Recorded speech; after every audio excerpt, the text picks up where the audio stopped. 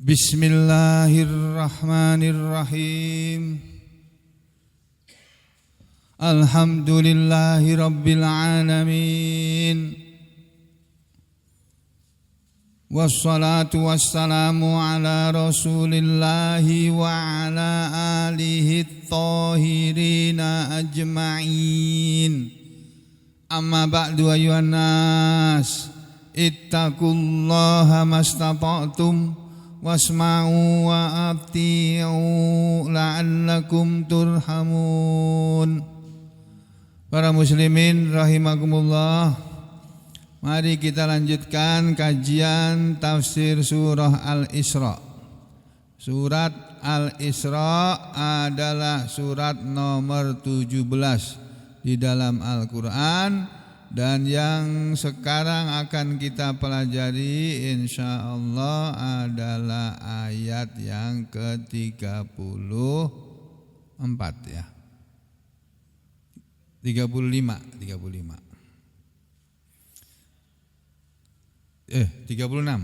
ya, 36. Di dalam ayat yang ke-36, pada ayat yang ke-36 dari surah Al-Isra, Allah Subhanahu wa taala berfirman, A'udzu billahi minasy syaithanir rajim. Wala taqfu ma laysa laka bihi ilmun innas sam'a wal basar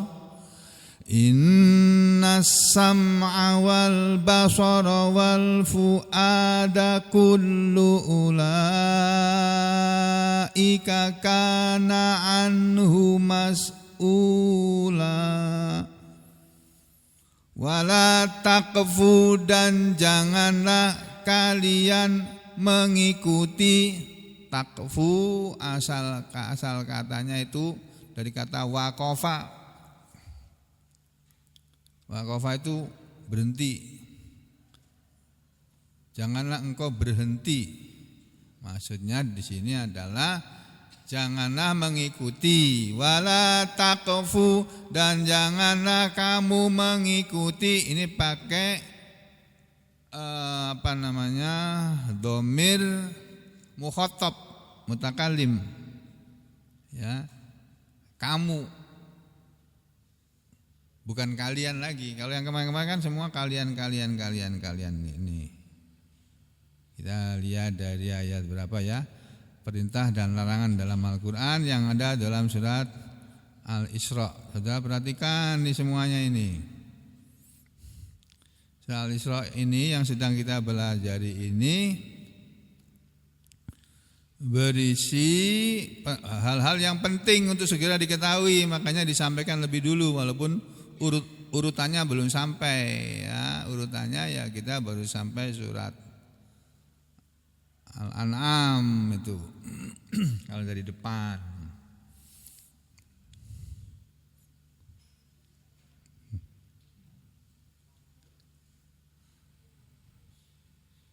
Mulai dari ayat berapa itu ya? Ini larangan semua ini. 18 mulai dari ayat 22 ya. Coba kita lihat di depannya lagi ada enggak?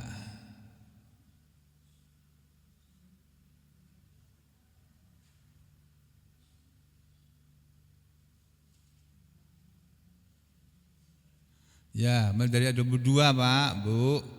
Ya, kita lihat sejenak sepintas ya. Oh, mulai dari ini omongannya orang Yahudi. Ini mulai dari ayat yang ditujukan kepada satu orang, pada Nabi Muhammad SAW. Dimulai dari ayat 23 itu.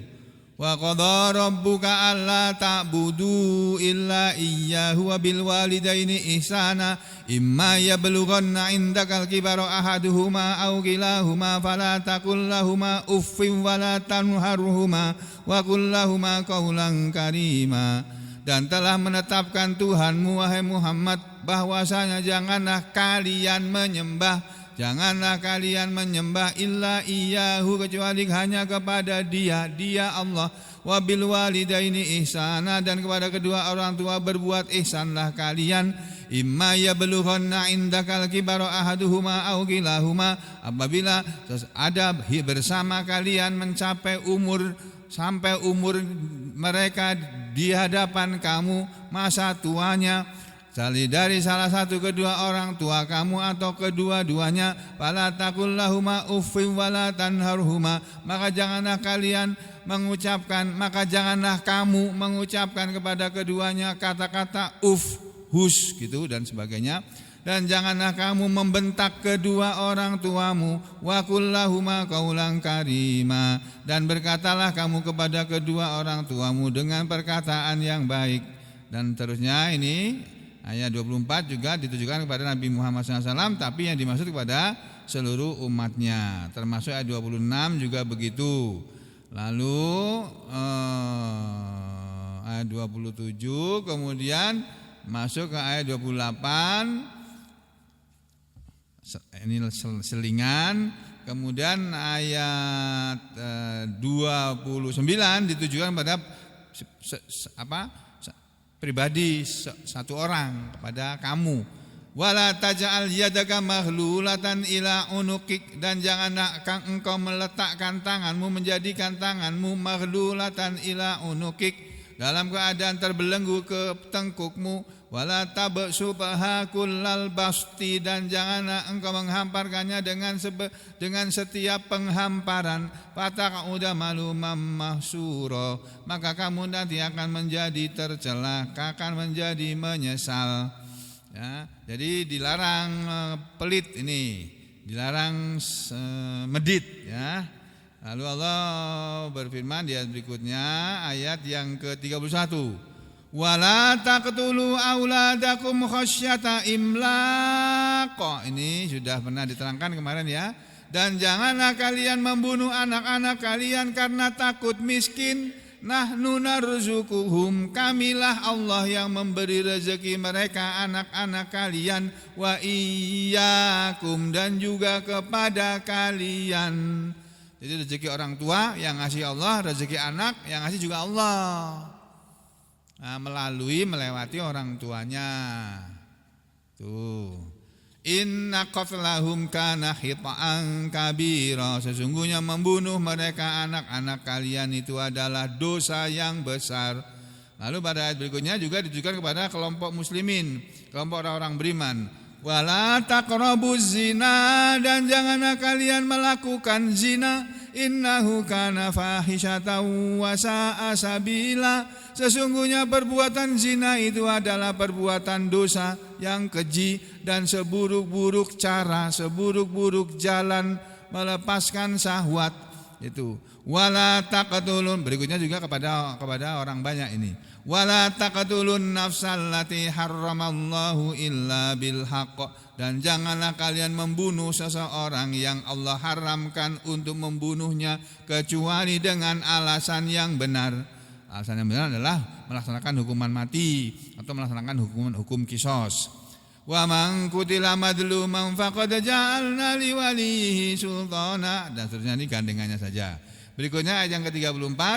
Wala taqrabu malal yatim, dan janganlah kalian mendekati harta anak yatim, maksudnya jangan menggunakan harta anak yatim. Illa billati hiya ahsan, kecuali dengan cara yang lebih baik, dengan cara yang paling baik. Jadi cara yang diperbolehkan oleh Allah. Hatta yablugha asyuddah, sampai dia anak yatim itu mencapai usia dewasanya. Wa aufu bil ahdi, dan penuhilah janji. Ini juga perintah kepada orang banyak. dan kalian penuhilah dengan janji itu. Innal ahda, sesungguhnya janji itu kana mas'ula, adalah akan ditanyakan di akhirat nanti. Sampai di akhir nanti akan ditagih loh janji itu. Makanya kita jangan suka berjanji.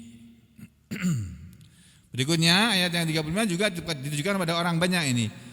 Wa aufu, dan sempurnakanlah oleh kalian sempurnakanlah al-kaila, takaran itu, idza kiltum, ketika kalian menakar, wazinu, dan sempurnakanlah timbangan, timbanglah dengan sempurna, menimbanglah kalian bil kisti, dengan timbangan al-mustaqim, yang lurus, yang adil, yang benar. Dzalika khair, itulah yang lebih baik, wa ahsanu ta'wila, dan yang paling bagus kesudahannya.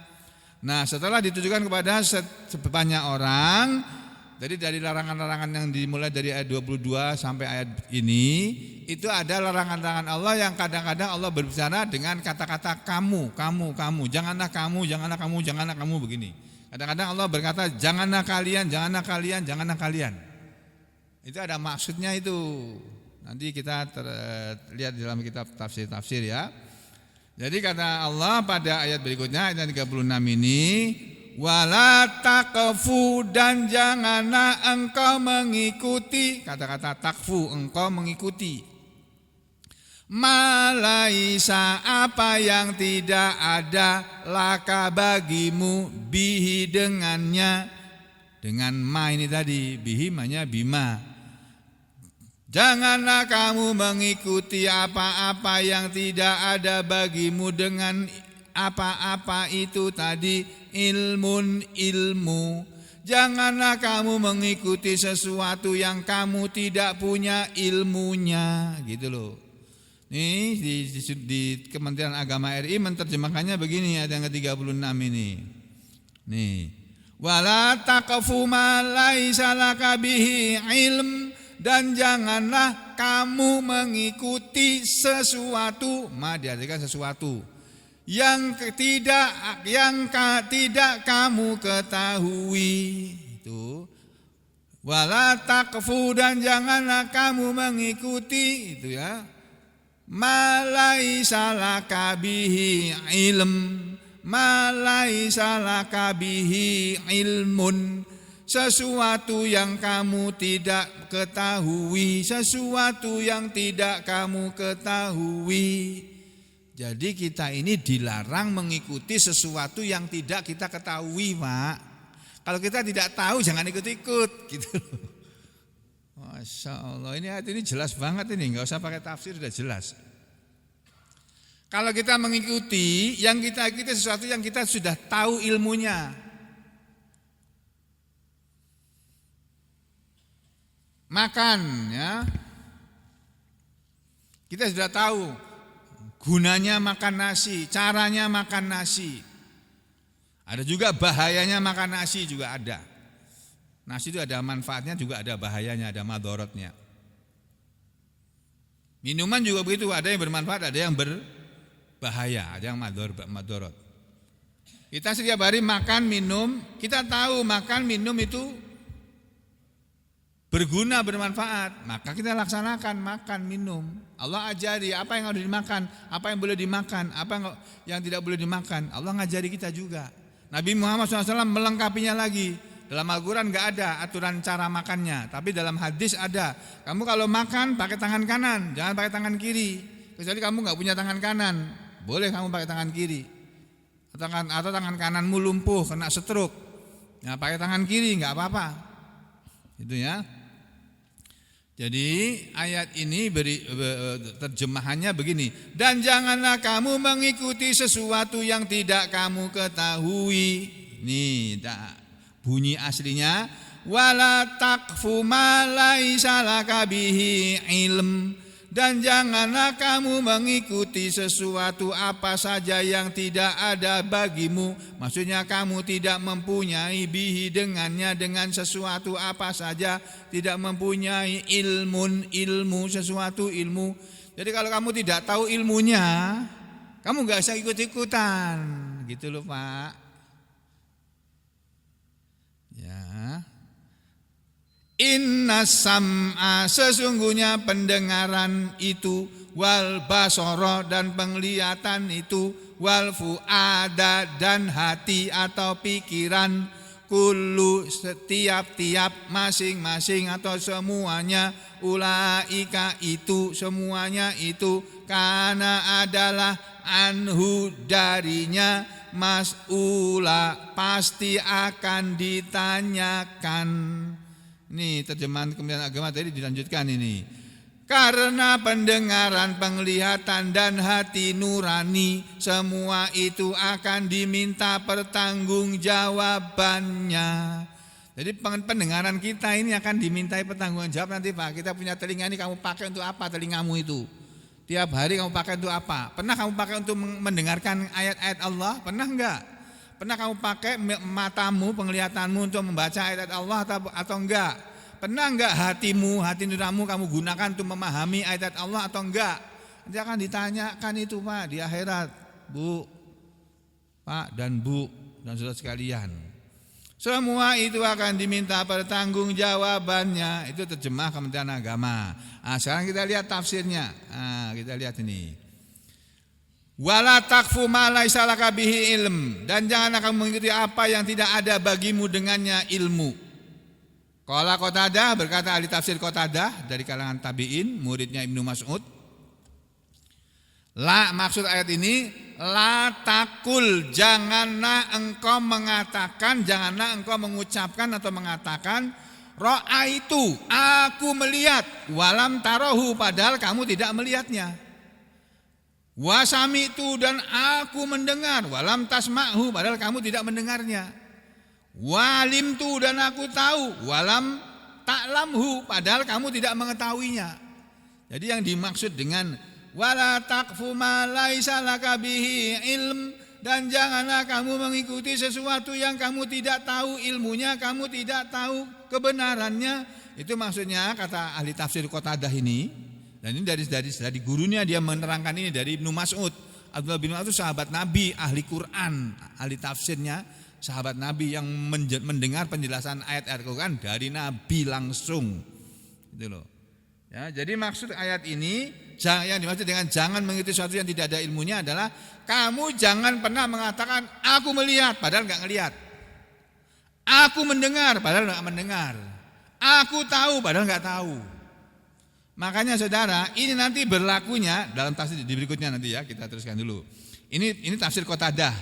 Nah, wa qala Mujahid, sedang ahli tafsir Mujahid. Nah, ini nama Mujahid ini ahli tafsir juga dari kalangan tabi'in juga. Ini muridnya Ibnu Abbas. Muridnya Abdullah bin Abbas. Maksud ayat ini adalah la tarmi ahadan, janganlah kamu menuduh seseorang bima laisa laka bihi ilmun, dengan sesuatu tuduhan apa yang tidak ada bagimu dengannya ilmu. Janganlah kamu menuduh seseorang yang kamu tidak tahu persis dengan pengetahuanmu, dengan ilmu kamu. Kamu cuma ngarang atau kamu cuma memfitnah, cuma menuduh saja. Jangan menuduh orang melakukan suatu perbuatan padahal kamu tidak tahu ilmunya, kamu sendiri tidak tahu. Kalau ahli tafsir Al-Qutaibi mengatakan ayat ini menerangkan maknanya la tutbi'hu bil hadsi wadh-dhanni. Janganlah kamu mengikuti sesuatu yang kamu ikuti tadi bil hadsi, dengan perkiraan, wadh-dhanni dan persangkaan. Al-hadsu itu kira-kira, perkiraan. Ya. Nah, lalu disimpulkan oleh Imam Al-Baghawi, wa haqiqatul makna, dan hakikat makna ayat ini pada hakikatnya adalah la tatakallam, janganlah berbicara, ayyuhal insan, wahai manusia, bil hadsi, dengan berdasarkan perkiraan, wadzonni, dan berdasarkan persangkaan saja, tanpa mengetahui dengan sebenar-benarnya. Kenapa? innas sam'a wal basara wal fu'ada kullu ulaika kana anhu mas'ula. Sesungguhnya pendengaran dan penglihatan dan pikiran atau hati semuanya itu nanti di akhirat adalah akan ditanyakan darinya. Itu dikatakan oleh para ahli tafsir, makna kalimat ayat ini, yus'alul mar'u, akan ditanya seseorang nanti, kata Imam Al-Baghawi dalam menjelaskan ayat ini. Seseorang nanti di akhirat akan ditanya oleh Allah an sam'ihi tentang pendengarannya, wa basarihi dan tentang penglihatannya, wa fuadihi dan tentang hatinya atau pikirannya. Jadi hati kita akan ditanyai, ya. Pendengaran kita akan ditanya, penglihatan kita juga akan ditanya. Ini maknanya. Kila dikatakan juga menurut tafsir yang lain, makna ayat ini, makna kalimat kullu ula innas am'a wal basar wal fuada kullu ulaika kana anhu mas'ula. Maknanya adalah, kata yang lainnya, tafsir yang lainnya, yus'alul mar'u, akan ditanya seseorang an sam'ihi tentang pendengarannya, wa basarihi dan penglihatannya, wa fuadihi dan hatinya atau pikirannya. Sama dengan tafsir yang di atas. Di tafsir yang ketiga, yus'alus sam'u, akan ditanya seseorang pendengaran seseorang, ya, wal basaru dan penglihatan seseorang, wal fuadu dan hati atau pikiran seseorang, amma tentang apa yang fa'alahul mar'u, seseorang telah melakukannya. Jadi seseorang yang melakukan satu perbuatan dengan pendengarannya akan ditanya oleh Allah, kenapa kamu mendengarkan sesuatu yang aku larang kamu mendengarnya? Kenapa kamu tidak mendengarkan sesuatu yang aku perintahkan kamu untuk mendengarnya? Akan ditanya oleh Allah begitu. Kita disuruh oleh Allah mendengarkan apa sih? Mendengarkan Al-Quran, mendengarkan hadis-hadis Nabi, mendengarkan perkataan yang baik-baik saja. Kalau perkataan yang jelek-jelek gak usah didengerin. Itu Allah ngajari kita begitu.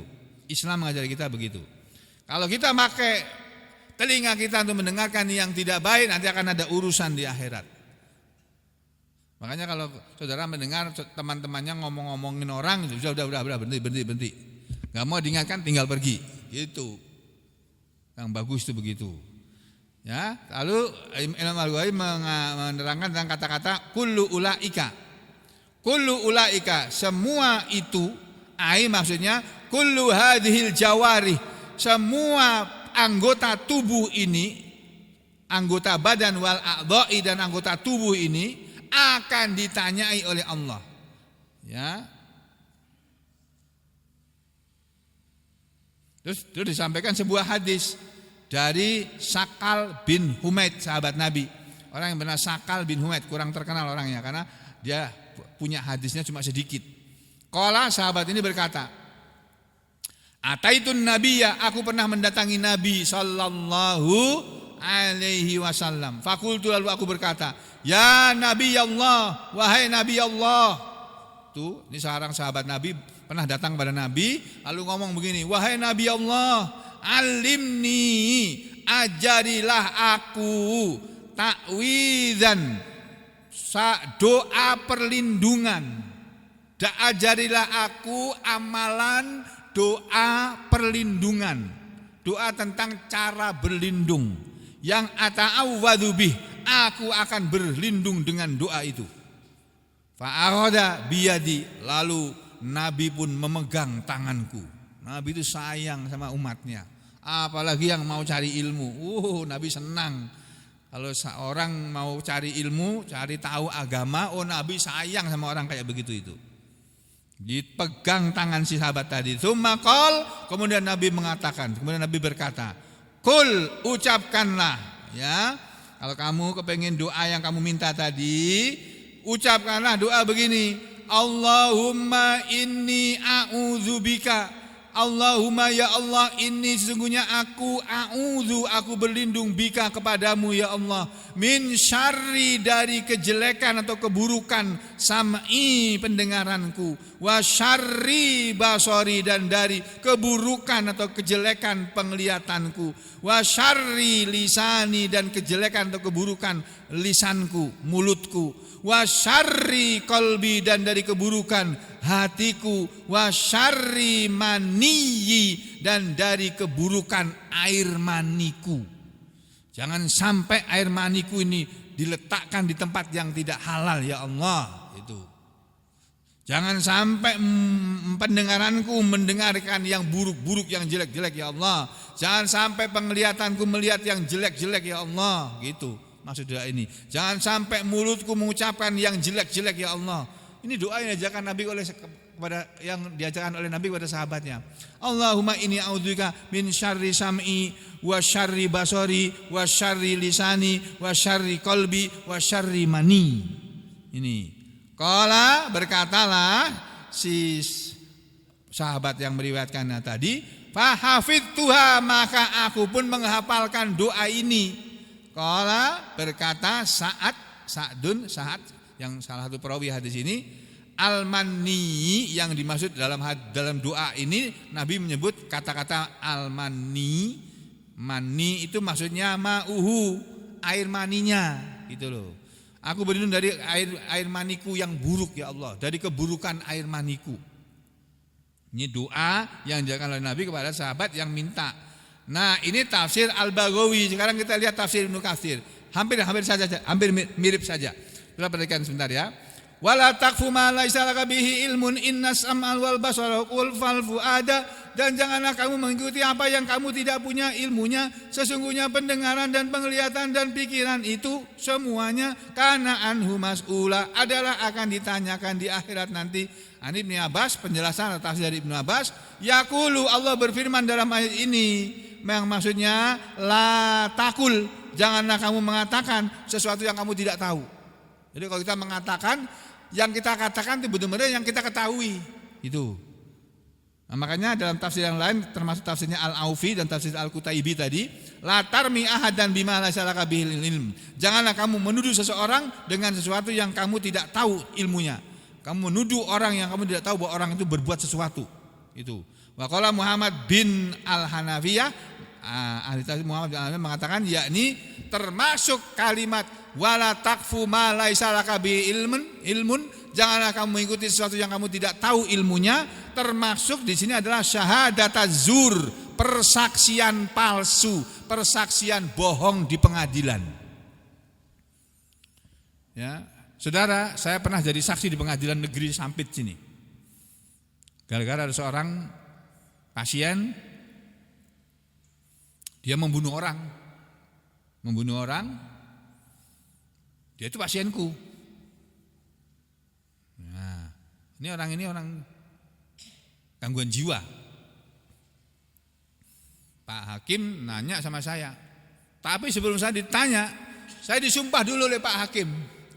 Saudara saksi, Dr. Ahmad Sugeng, SPS.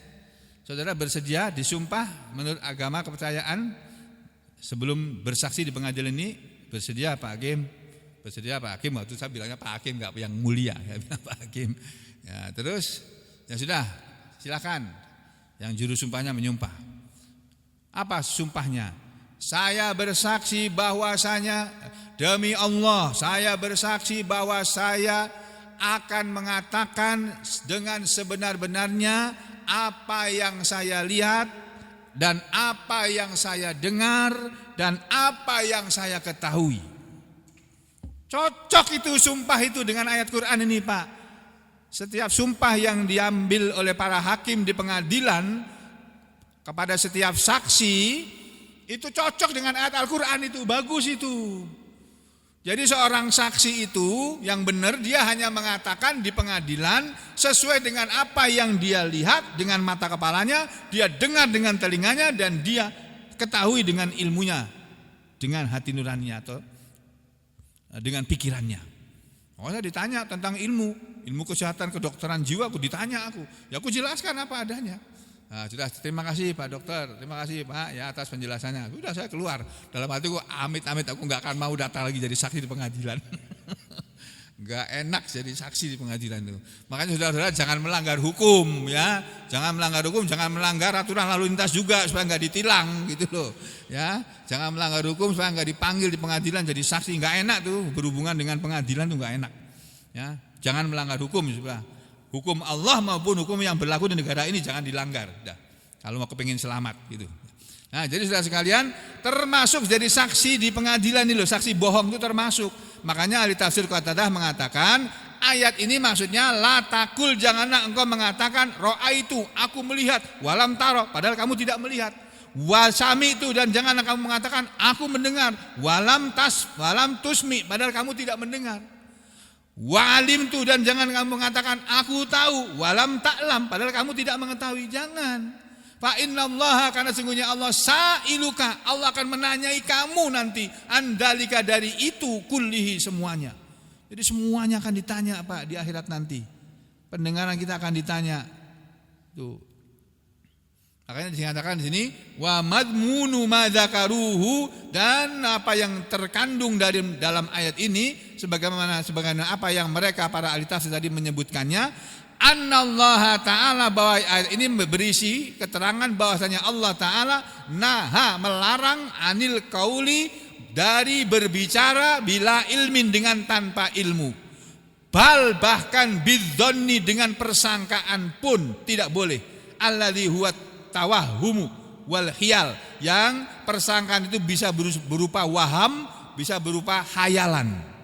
Jangan kamu berkata berdasarkan hayalanmu, berdasarkan persangkaanmu, berdasarkan waham kamu. Kama qala ta'ala, sebagaimana Allah Ta'ala berfirman, ini beda tafsir Ibnu Katsir dengan tafsir Al-Baghawi.